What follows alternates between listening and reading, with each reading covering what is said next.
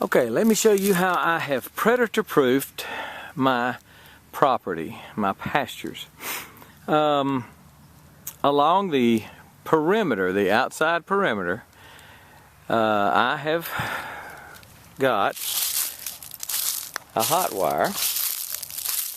Now that is the outside of my fence, neighbor's side. I've got a hot wire about a foot off the ground, and it's about, I think those yellow insulators are about 4 inches long, so it's about 4 inches away from the T-post, 4 or 5 inches away from the fence. And this served me well for about 1.5 years. Yes, I had a donkey, but I don't think he did anything, and I'll tell you why. First of all, get a good fence charger, a good electric charger that is going to knock the snot out of them, and they're going to try it from time to time. I was down here one day and I saw a coyote. It was late in the afternoon, toward the evening. So I saw a coyote walking the fence, and he was just walking real slow. All of a sudden he jumped about 3 feet in the air and took off running. I know he hit my fence. Now, how do I know that this has worked? How do I know that I've even got coyotes back here? Well, I know because I took a picture of them, and here it is.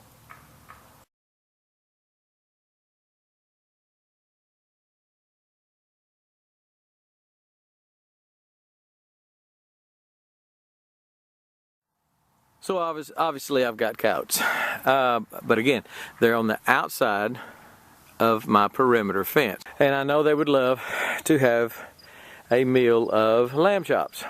So this has worked well. Now, having said that, I lost 3 lambs. Now you're going to say, well, then it's not predator proof if you lost 3 lambs. Well, I had a breach. I had an Achilles heel, and I will show you that now. So here is my fence's Achilles heel. When it's flooding, as you can see, it just washes all the dead limbs, and I've got a bunch of dead trees, and they're falling over on his side and stuff, and my fault. But it also, this last spring has been so heavy, that the rain was so heavy that it washed, it just washed a lot of stuff up through here. And I had a cattle panel down in the bottom of that creek bed. It's dry now. And it just, it took that cattle panel, was sticking down in and it just washed it that way. So I've got a huge gap under here right now, and if you'll look closely, you'll see coyote prints. Now, I'm not a tracker, but it looks like a dog to me, canine to me, so I'm going to have to say it's coyotes. So they're getting under here because I had to, let me go back. The water rushed through here so much about last winter that I had to raise this hot wire up here just to keep it away from, you can see how high this water was. That's 3 feet tall right there, and all this washed up here from the rains. So right about that third post right there, I came up, and then over the creek, and I knew I was exposing this. I knew there could probably be a problem, but I just hoped there wouldn't be.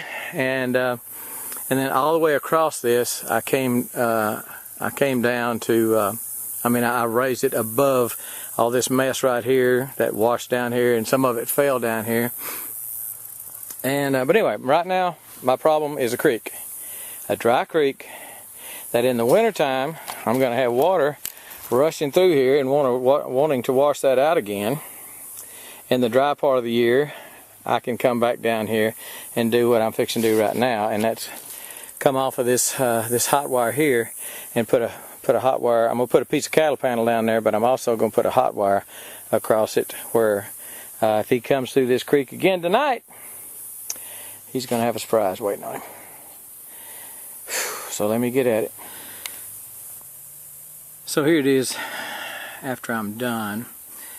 I put a small piece of cattle panel down at the bottom there, wired it to the other piece of cattle panel, so it would be difficult for a coyote to get through now, but not impossible. Then I came out here using my little rebar that I love, 3/8 rebar with a little top cap on it, insulator, and I just drove some down in the ground where he is gonna, even if he wants to get through the cattle panel, he's gonna hit that hot wire to do it. So that will deter him, and hopefully my fence is predator proof once again. I tied this wire in to here, to the top wire that was coming across, and again, you know, the reason I did this is because so much water comes through here in the rainy season that it just washes this out, and I knew it, and I should have come and looked at it. It's my fault. But it sure is snaky down here, and I think it was yesterday or the day before I saw the biggest water moccasin I've ever seen. I hadn't seen very many water moccasins. This sucker was as big around as my calf, and I got pretty good calves. And about 4 feet long. He was a monster. Head on him about as big as my fist. Didn't like that at all. That's the second one I've seen on my place, period, that I know for sure was a water moccasin. Didn't like it. So I'm down here in Snake Central right now, and I got on some rubber boots, but that might not, they might not be snake proof. Somebody tell me whether or not they are. They're probably not. If a snake really wants to, he can probably get in them. But this is it. You know, again, this is a creek that comes through here. It's dry right now because we just don't have any rain. Hadn't had any rain for a while, not good rain. And as he comes through here, he was just scooting under there and just going, and he picked off 2 of my babies. Okay, so you've seen the breach, you've seen what I've done, and this works excellent. Again, I'm outside my fence. You can see the yellow insulators all the way down, and it keeps the predators out of my property. Most anything, and now I don't have bears and stuff like that, so you know, depending on where you are, you may have a lot of different issues than me. But if I had bears or something, I would put a wire down low for wolf or coyote. I would put a wire up high for something like a bear, and just extend it with these extensions, these insulators extended away from the fence so it doesn't get close enough to the fence to short it out. Now, I have had something come through that didn't know. I had some deer come through, I think, because it was deer track, so I assume a deer did it. And a deer came through, and let me see if I can do this without getting in my light, and brushed against the wire. That's the hot wire. That's the hot wire there. I'm not going to touch it because it is hot. And brushed against it and somehow wrapped it over here on this bob wire. In other words, they hit it and pushed it up here, and it caught on that bob wire. Well, that made the fence dead. That's why you have to check it. You can't just put it up and forget about it. I've had limbs fall. Again, as you can see, I'm kind of brushy. I keep it down, but I've had some limbs fall, and they were heavy enough to hit that wire and push that wire up against this wire, up against the fence, and it shorts it out. So it's something you have to be vigilant about. You don't necessarily have to check it every day, but I usually try to. I didn't for a while, and that's when I lost my lambs. So it's something that I would check every day, every 2 or 3 days, several times a week anyway. And I think you'll be able to predator-proof your pasture like I have. It's been about 2 months since the lambs were killed, and I haven't had any issues since I fixed that creek bed that I just showed you. All right, well, if there's any questions or comments, please feel free to leave them. I try to answer every question. I may not answer every comment or reply to every comment or comment on every comment, but I do try to answer any questions as long as I can. It may be someday I won't be able to get to all of them, but right now I try to answer all the questions. So, but this is how I've done it. Again, it's a perimeter fence where I know there are wild predators right back on the other side of this fence.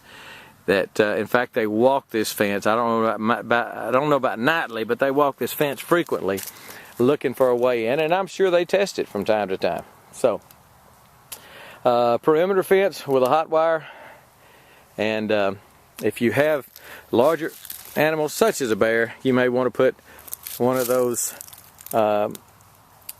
insulators up high, so the bear would hit it up high. And now a cougar, I don't know. My wife has seen a cougar out here years ago, and the neighbor saw one not too long ago, a year or so ago. So a cougar could jump. This is about a 50-inch fence, a little over 4 feet, and a cougar could jump that. I've heard of them jumping a 6-foot fence and jumping back over with a goat in their mouth. So you know, there's some things you just try to do the best you can. Subscribe if you're not subscribed, and we'll be back with something else. We're gone.